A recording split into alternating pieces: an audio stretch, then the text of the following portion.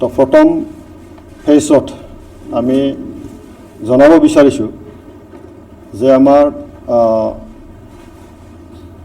শ্ৰীৰামপুৰ সমষ্টিৰ পৰা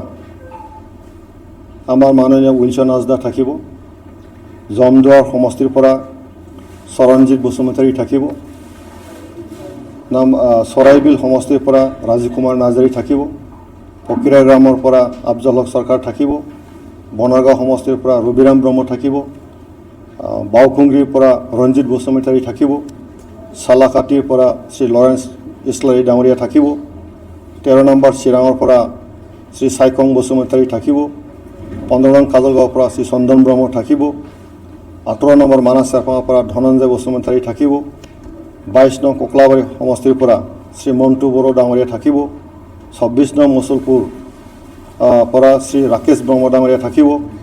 25 নং বাগানপাৰা সমষ্টিৰ পৰা শ্ৰী কাতিৰাম বড়ো ডাঙৰীয়া থাকিব, 26 নং দাৰাংগাজুলি সমষ্টিৰ পৰা শ্ৰী জলেন দৈমাৰী ডাঙৰীয়া থাকিব, 27 নং নাগৰিজুলি সমষ্টিৰ পৰা শ্ৰী ৰবীন বালা বিশ্বাস থাকিব, 29 নং শুক্লাই চেৰপাঙৰ পৰা শ্ৰী প্ৰদীপ নাৰ্জাৰী থাকিব, 37 নং ধনশ্ৰী সমষ্টিৰ পৰা ৰজুগৰা মোছাৰী থাকিব আৰু 40 নং ৰৌতা সমষ্টিৰ পৰা ডক্টৰ নিৰু চগিয়াৰী ডাঙৰীয়া থাকিব। আজি ফাৰ্ষ্ট ফেজত আমি 18জন ব্যক্তিক ঘোষণা কৰিছোঁ আৰু তেখেতসকলক ৰাইজৰ ওচৰত আজি আমি ঘোষণা কৰিছোঁ আৰু আমি আশাবাদী আমাৰ দলৰ তৰফৰ পৰা ইতিমধ্যে আমাৰ সভাপতি মহোদয়ে কৈছে